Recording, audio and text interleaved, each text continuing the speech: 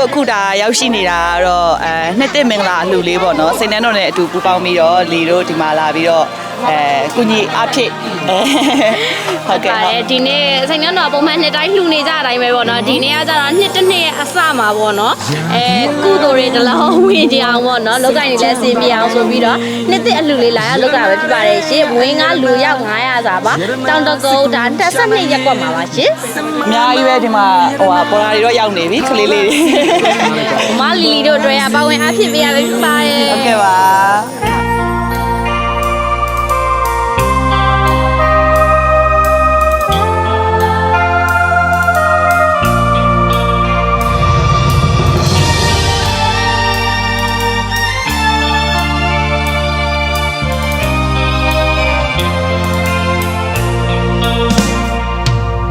ရာခဲ့လာတဲ့လူဘဝစိတ်ချမ်းသာအောင်နေ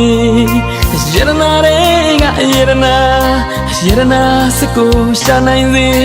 စမန်တော့ရတနာတော်ရစီကနိုင်ပါစေယောဂီလူသားအလုံးကြားလင်းပါစေချမ်းမြေစေကြားလင်းသိပါစေတိလင်းလိုက်နာအေးချမ်းပျော်ရွှင်စေ